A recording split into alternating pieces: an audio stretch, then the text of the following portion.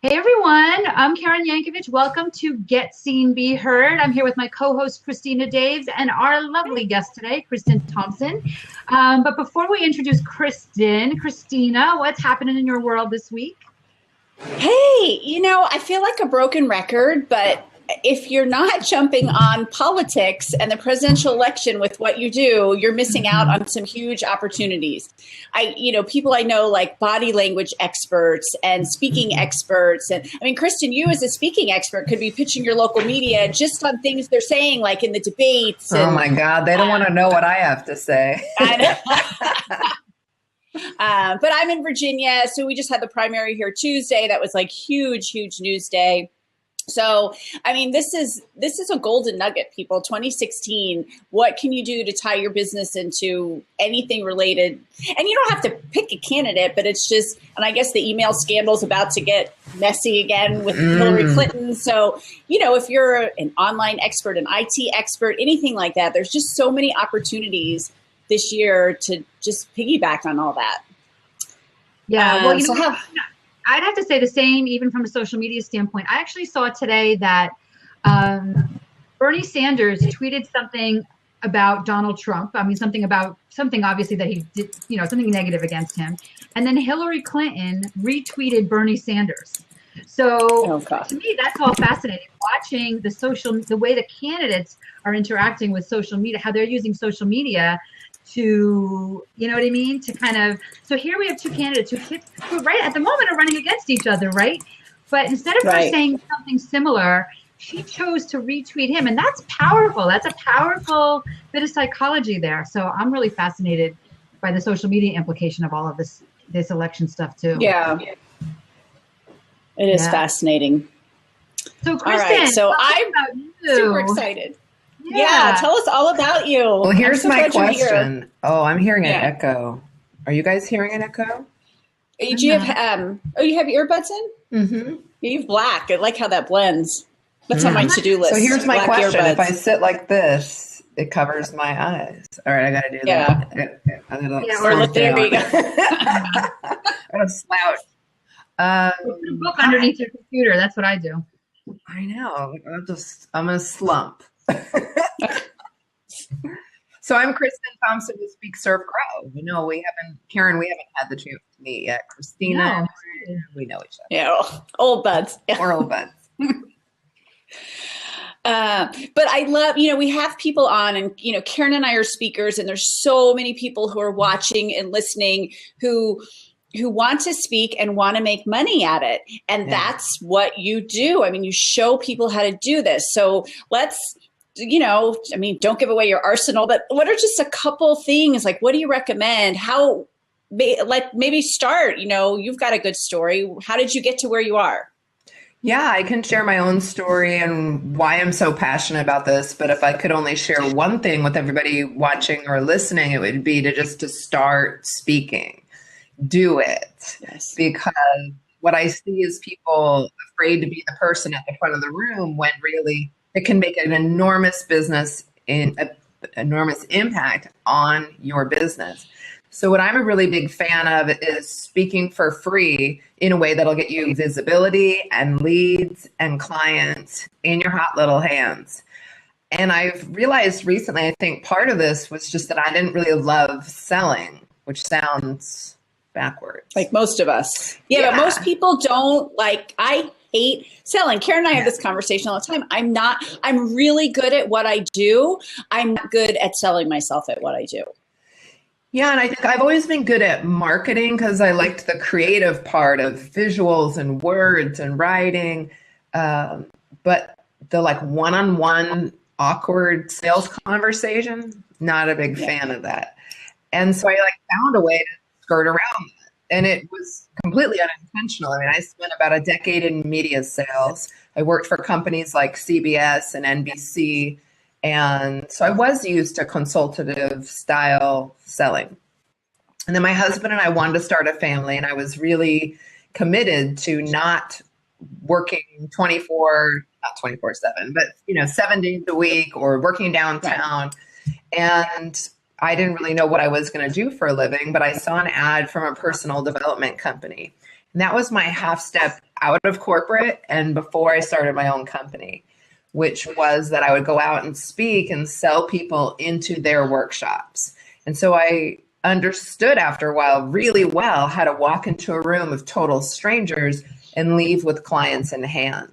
And I went to the company and I said, I know you love talking about goal setting and memory training and all this personal development, but the coolest thing we do that we could teach people is what we do. Go out and speak and sell. And that would help so many small businesses.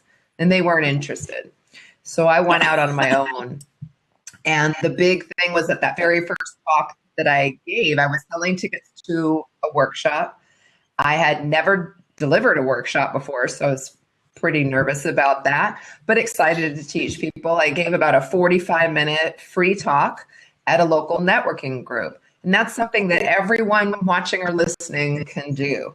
In your local area, there's Chamber of Commerce, there's networking groups, business associations, events, and conferences.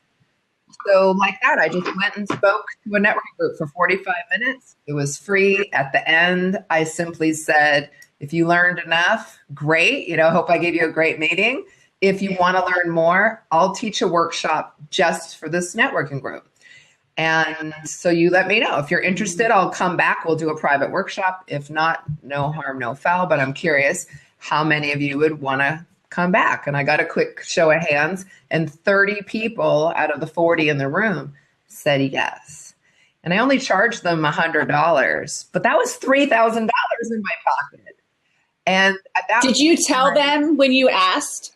Yes. Did you say, would you be willing to pay to come back? Of course. Yeah. So to be clear, we can kind of talk about in a minute how to make an offer, but it was clear like how much the investment would be. And I had done all of that before I asked. So 30 people gave me $100 and I walked in broke basically at the time. My son was a baby and the economy was tanking, and I left with $3,000, and that was just the beginning of everything. Yeah. That's awesome. Yeah. That's great. Yeah, somebody told me that, a friend who coached me a little bit when I first started speaking, and same thing. I was at a free event and she said, just throw out a workshop at the end. Yeah. I didn't even have it created. I didn't have a room rented. I had nothing. Yeah. And say mine was $197 and I sold out the room. That's beautiful. And it was like, so I got a room at the local university, and it was unbelievable. I did a half-day workshop. It was like, wow. And so you don't have to have anything planned. You can just throw something out there. And if people, like you had 30 people say, I'll give you money. Well, okay, I'll figure out a workshop then. Yeah. And the thing is, if your workshop is a longer version of what you just spoke on, you kind of do have the content, and we can talk about how to organize that. But the content is usually the easy part. That's the thing you already do and you already know.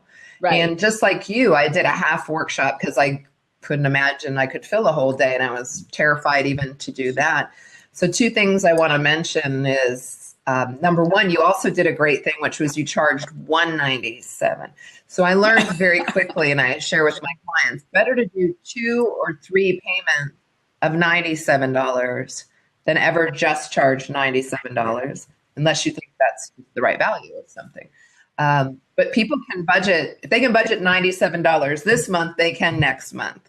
So that's a great way to really get paid fair value without making it any harder on someone to say yes. So and you bring up a good point, value. We've talked about that a lot on here. Yeah. And women especially, we undervalue ourselves. But you were probably worth a lot more than $97 per person, but it was your first thing. Same thing with my $197. Yeah, I know. But you have to start somewhere. Worth hundreds, but I didn't have the confidence. And I think especially at that time, my son was 6 months old. I was just starting the company. This was in the very beginning of 2009. The economy was crumbling. Everyone was screaming apocalypse. So, I was really scared, but I learned quickly, don't ever charge just $97. You might as well do 2 or 3 payments. You're going to get the same number of yeses.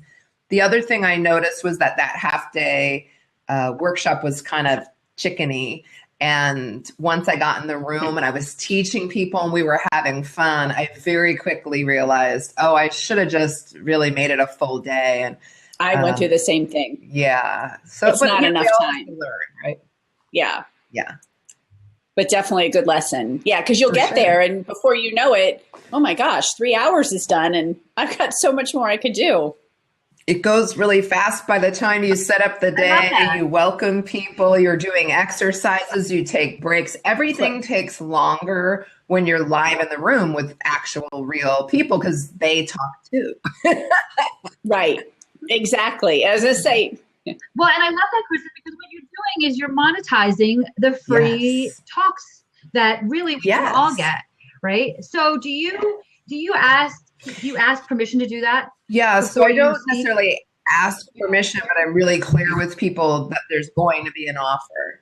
And so that's one of the things that we teach here is how do you really navigate that, what I would call a booking conversation. You know, if you're talking to a group, an organization, what can you say to them to A, get them to invite you out to speak, and B, you do want to be clear, can you make an offer or not?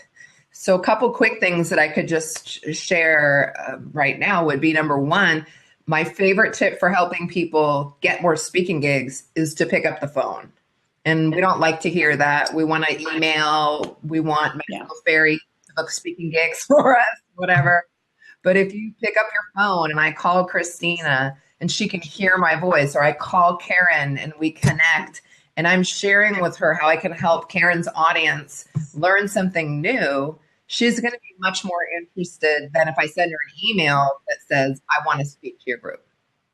So 2 tips right out of the gate, which is pick up the phone. You're a speaker, so people want to hear your voice, your personality, your passion. Number 2, don't talk about yourself. Your tendency is going to want to prove like, I'm Kristin Thompson, and this is what I know, and this is who I am. They don't care. They want to have a great meeting. They want to treat their members well if it's a networking group. So stay totally focused on them, their event, and their attendees. So make the whole conversation about how you can solve a problem for that group. You can teach them something that they're likely struggling with right now. And people are always open to hearing that message over, I'm a speaker, I want a speaking gig, me. I call it the me monster, right? You guys have probably had conversations about being focused or self-centered, right? Right. You just can't be in business. Yeah. We always talk about you give. Same thing with media. You know, offer up other people, other stories, other ideas. Be somebody that they, that the media can turn to when they need somebody. And then if it works for you, then you pitch yourself and odds are you're going to, probably get covered.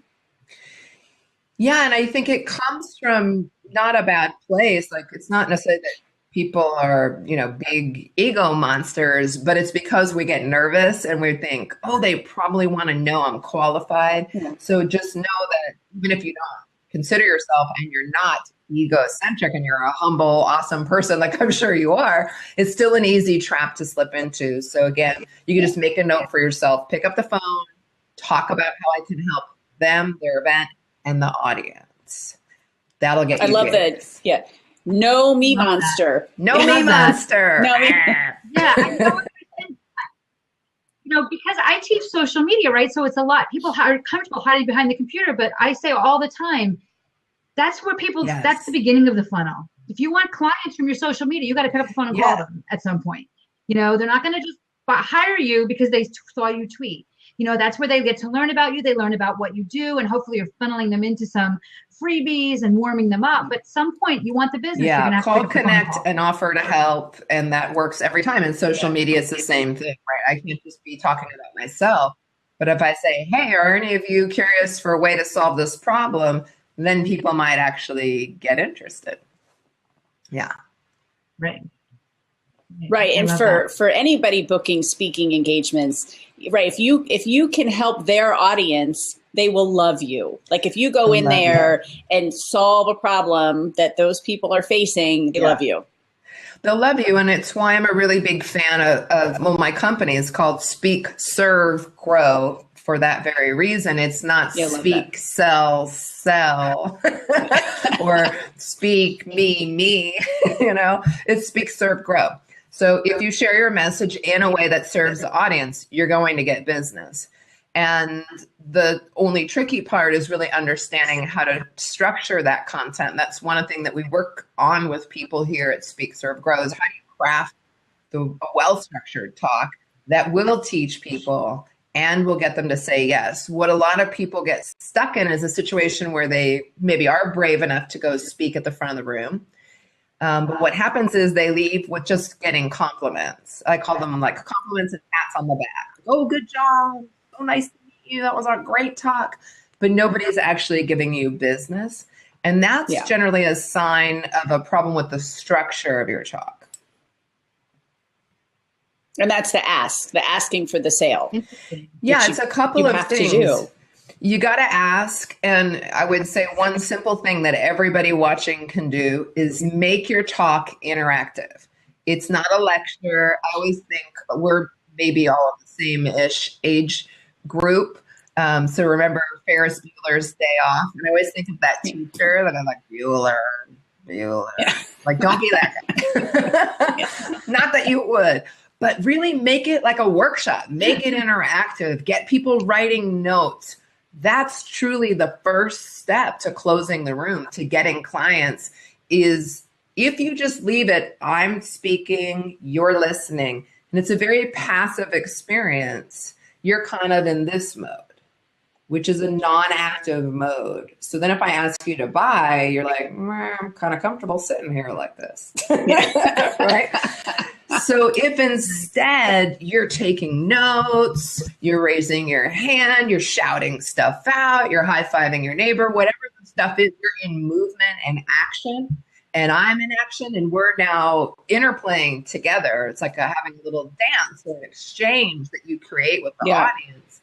Now when I say, okay, go over here. If you're interested and you want to learn more, walk this way. It's not such a jarring experience. If I say, fill out this form, and you've been taking notes all along, again, not a jarring experience. So I'm sure you ladies have seen a talk that's not like that, where someone just like lectures and the audience is silent, they're politely listening, and they talk, and then they make their offer.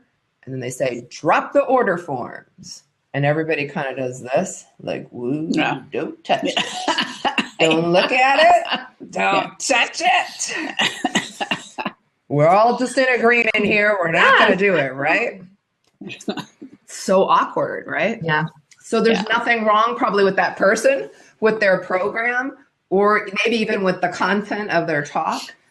But just the lack of interaction and interplay, that'll ding you at the end when then you're asking for action.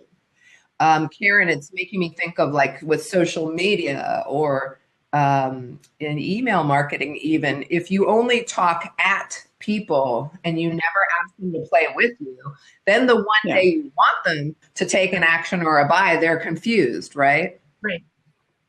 Absolutely. Absolutely. So same thing in a live talk. Yeah. And if you think about the conferences you've been to, we were just talking about this on a call, you know, where they're running to the back of the room because there's only 10 offers, but those are people who engage with the audience. You're right. Those are the people who, and then you're like, oh my gosh, I want to be part of them. Like, I want to work with them. There's, you know, and it's crazy. Like, that's my dream, is to have them storming the back of the room to work with me. Well, and let's make no bones about this. When they storm the back of the room, it has nothing to do with the product and everything to do with the speaker. I mean, hopefully it's a good product. A good product will help, but a good product with a bad talk and no interaction still will not sell. And you're right, it's not a reflection. Exactly. Exactly. I mean, I'm thinking of a talk that I saw, and when I watched this guy, I knew I was watching a master.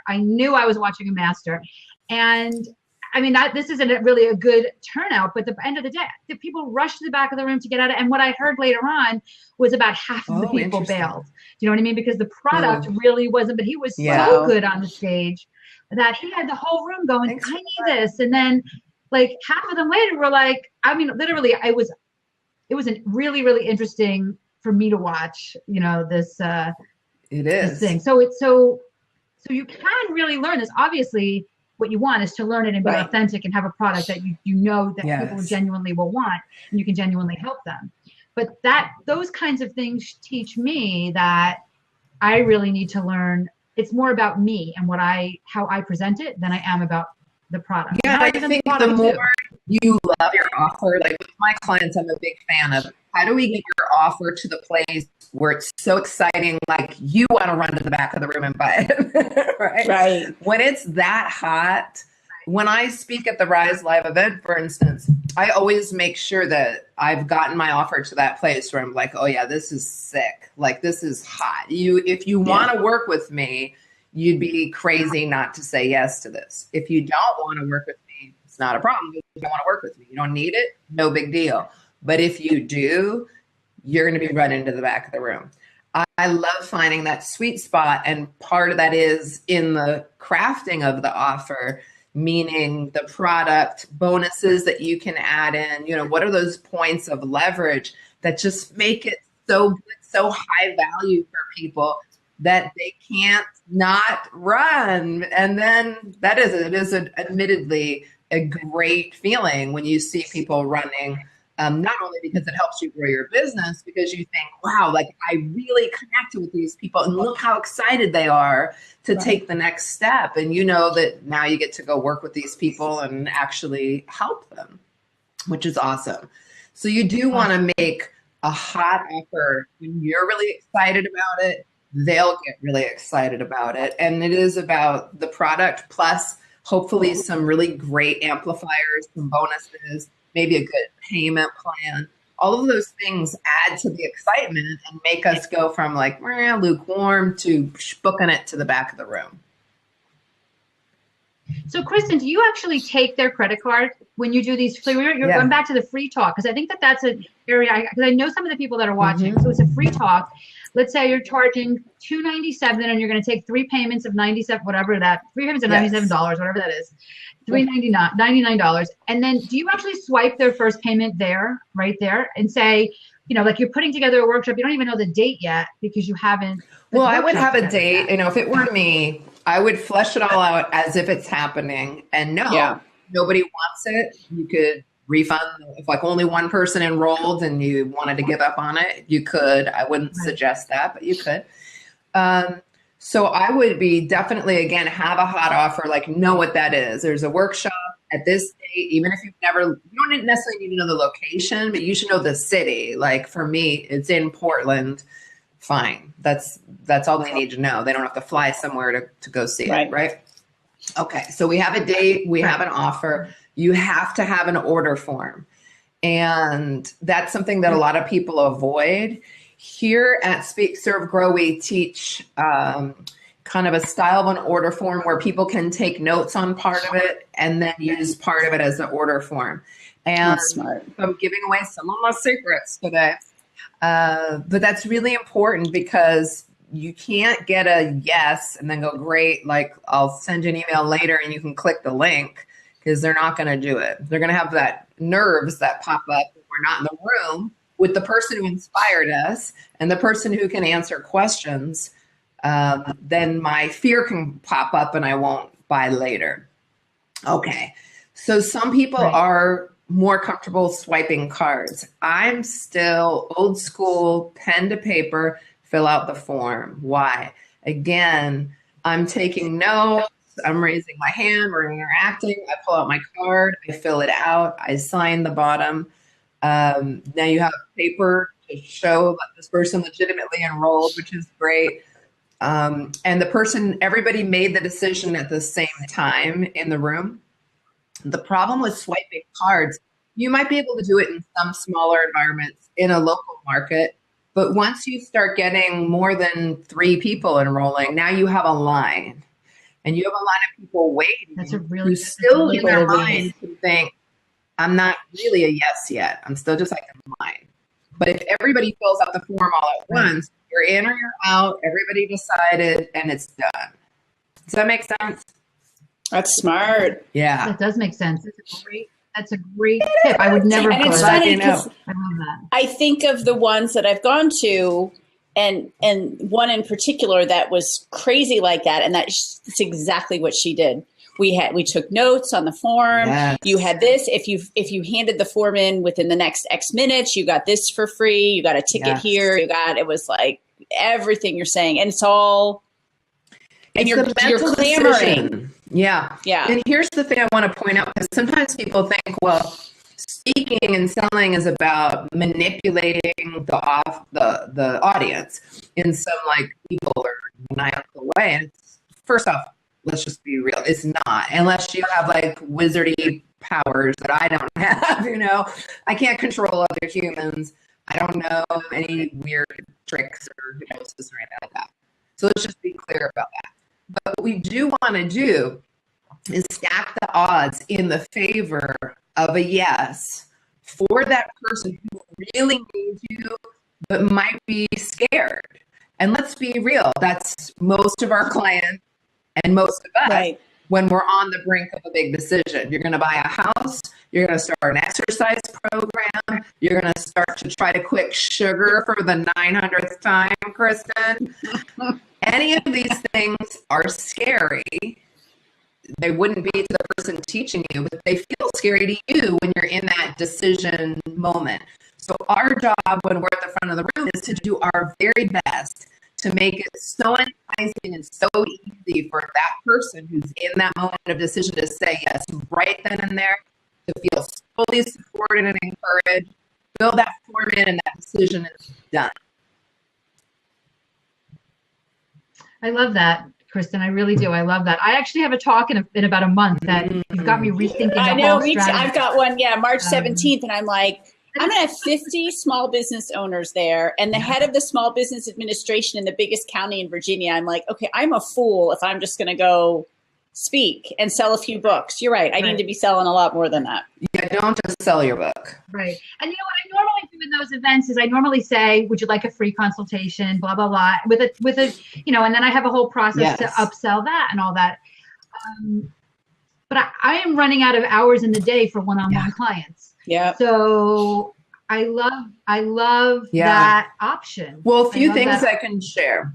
In the beginning, if you're trying to fill your private client roster and you're just getting started and you're good at those one-on-one sales consultations, whether they're in person or on the phone, you very well may want your offer to be and again, still fill out a form and have a couple qualifiers, their name, their email, their phone number, and you could do a session with them and then sell them on that phone call. So that would be a good way to get private clients. What you don't want to do is offer private coaching, generally speaking, off of a 1 hour talk, right? It's like, hi, I just met you. Let's get married and have sex. It's like, whoa,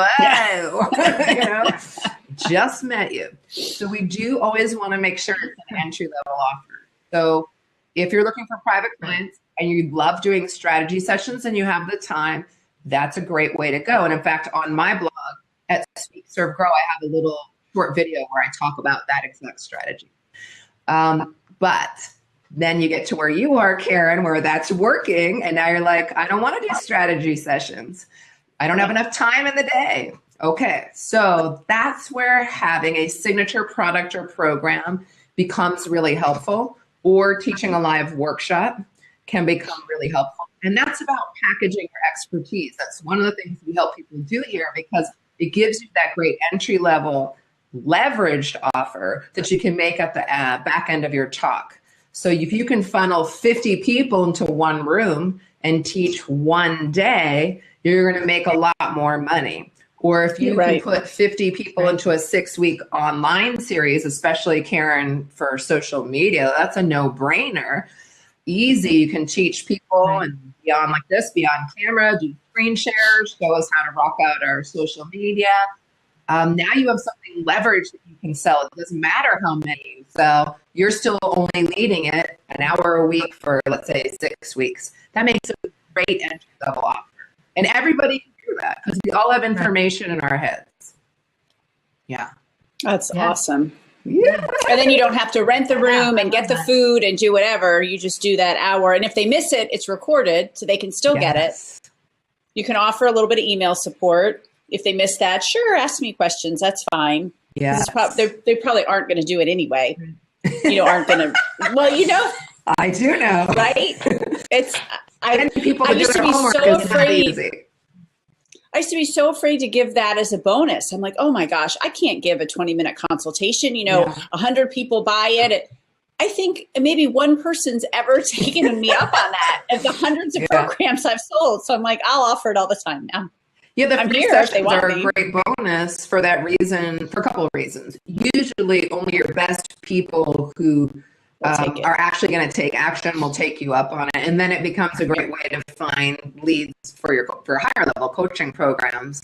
But you're right, you'll never see 100% of people who buy your program show up for a free bonus coaching session. So if that's a worry for somebody watching right now, feel free to offer them. I think the most I've ever had was maybe like 25%, maybe. If that. Yeah. And what you just said too is right too. Those are the people who are going to take action, and that gives you a success story and a testimonial. Yes. And so I love to work with them, because if you're willing to make that phone call with me, I know you're going to do what I recommend you do. And I always tell my clients, if you're successful, I'm successful. So I'll do anything I can to help you be successful. Absolutely. So. Yeah, I agree. So does anybody have any questions for Kristin? Does anybody want to jump in to the seat? We're already over our half hour, but we can extend by a couple minutes if somebody wants to jump in.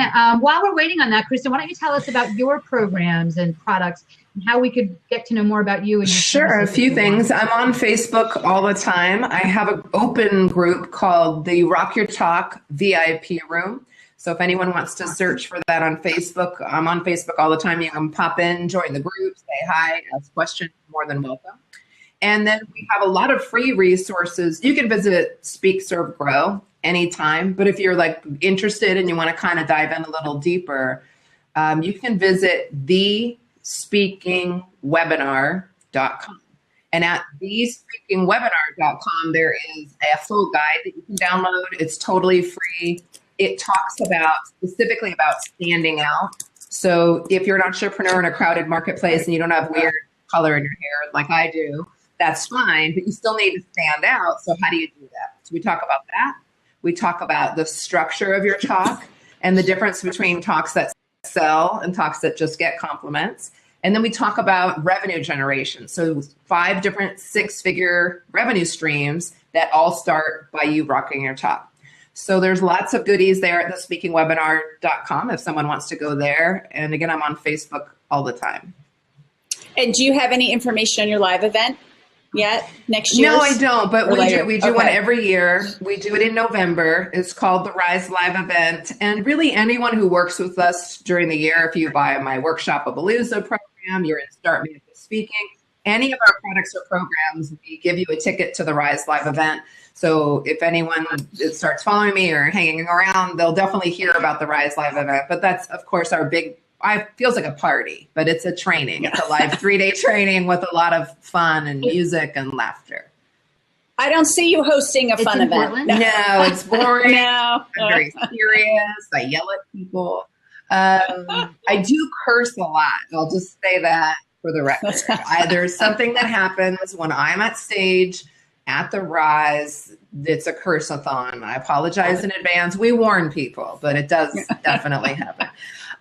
It's not in Portland, which is so annoying. If I could do it, I'm kind of trying to sneak and see if I can make it happen this year, but we've had a really hard time. Portland's a very small town. It's a little big town. It's expensive to get there too. It's expensive to get here, and it's growing thanks to Portlandia. Everyone and their mother has been moving here. So there's not that many hotels, and they're really congested, and there's some logistical challenges with doing it here, which drives me a little nutty. But we've done it in Arizona the past 2 years. It's really easy for most people to get there. It's really affordable. It's always sunny, and it's worked out really well. Yeah. Awesome. Perfect. Okay. So a question for you, Kristin. Patrick says he really likes your stuff. What were your favorite strategies to generate more speaking? I'm glad you read that to me because I took my glasses off. I cannot see a thing. It's like I'm drunk right now. I'm not, but it's like so how do you get more speaking gigs? Pick up the phone, pick up the phone, pick up the phone. You're like, great, Kristin, who do I call? So let's maybe talk about that because I think that's the question behind the question, right? So a couple things. Start by asking your network. Tell your network, I'm looking to get out and get more visible. Here's the problem I solve for groups or organizations. So in my case, I might say, well, I help coaches and consultants get more visible, generate more leads, and get more clients by sharing their message. And Karen would say something about I help people finally know how to use social media to get clients and not just be chatting out in the world, but actually get a return on that activity. I'm making it up, but I'm probably somewhere in the ballpark. Well, you're close because on my website it says stop making noise. Okay, yes. All right. I was like psychically intuiting your message. Okay. Definitely were, yeah, you were absorbing. So share with your network of friends, business colleagues, business partners, or even clients, and tell them, here are the kind of events I'm looking for. It sounds so obvious and too simple maybe in a way, but that's exactly what I did in the beginning. And people will start telling you, oh, you don't know about this great for Karen. There's this great social media event. I go every year. It's awesome. You should go speak there. So mind your network first.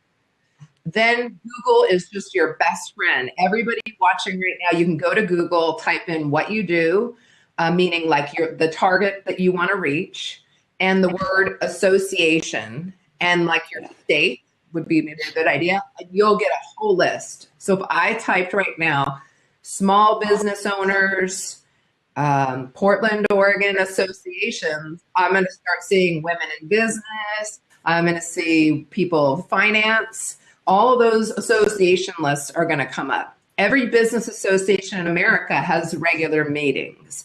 And the one thing that people forget is they're clamoring, trying to find speakers.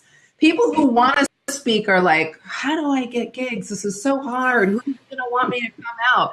And every group is like the flip side of that coin. And they're like, how are we going to find another speaker? We got another 20 meetings this year. What are we going to do? So like everybody just get together. It's all going to be.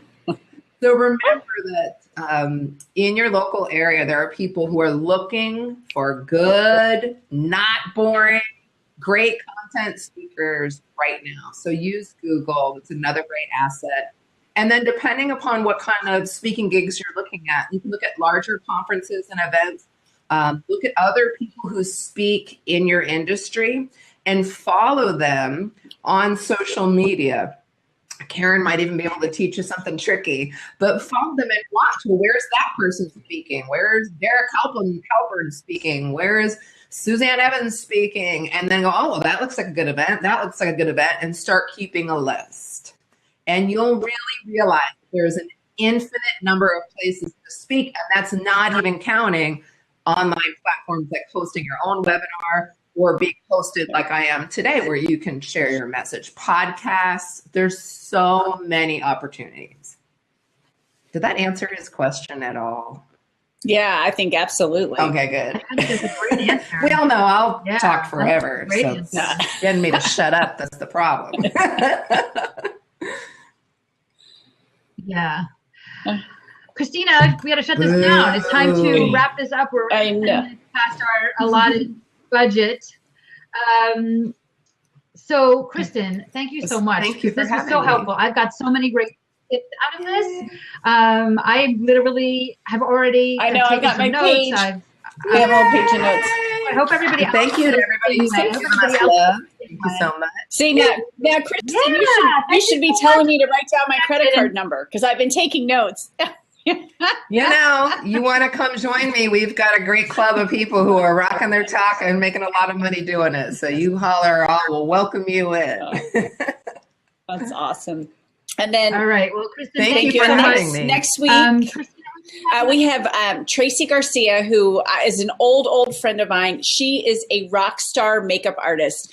She was with Fox News, like Big Fox, for 20 years. She was Greta Van Sustren's, like traveled all over the country with her, always did her makeup.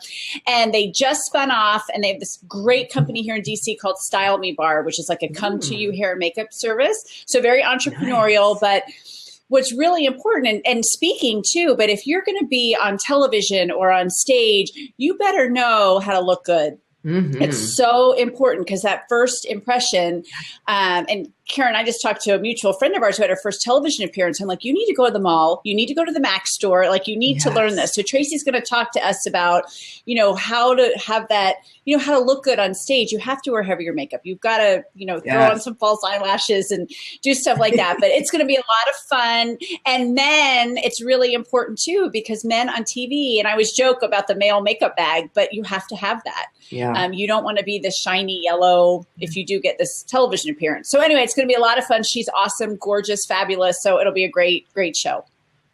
Yeah. And I actually just put a link to that show. So if you guys want to subscribe to that, click that link and subscribe so you don't miss next week's show. And I actually met her with Christina a few months ago. And I said to Christina, we've got to have Tracy on. That's a cool topic. I'll show up. When I'm at the Rise Live event, I show pictures from before I understood that lesson, and they're bad. And you can really tell a difference. So I'll have to come back next week and check it out too. Come in. My first television appearance, or one of my first ones, I'm in a white shirt, hardly any makeup. I look so bad. So it's really important. If that is your goal, to be in front of people, and whether it's television or on stage, it's going to be a great show. Good job. Love it. So awesome. Good. Well, thank you, Kristin. Thanks again. Bye. Go out in touch with Kristin. Serve, grow. And we'll be back next week. Thanks, everyone. Bye. Thanks for joining us today on our Blab series, Get Seen, Be Heard. If you've missed any episodes, you can always find us at www.getseenbeheardtv.com/YouTube. Make sure to subscribe to our YouTube channel, and you'll always be notified when we upload a new episode. We work together with clients, helping them combine social media and PR to get more customers and grow their business. If that sounds like something you'd like to learn more about, visit us at www.soartoprofit.com. We have regular workshops where we combine our expertise and show you how to use social media and publicity to get seen and be heard. See you next week.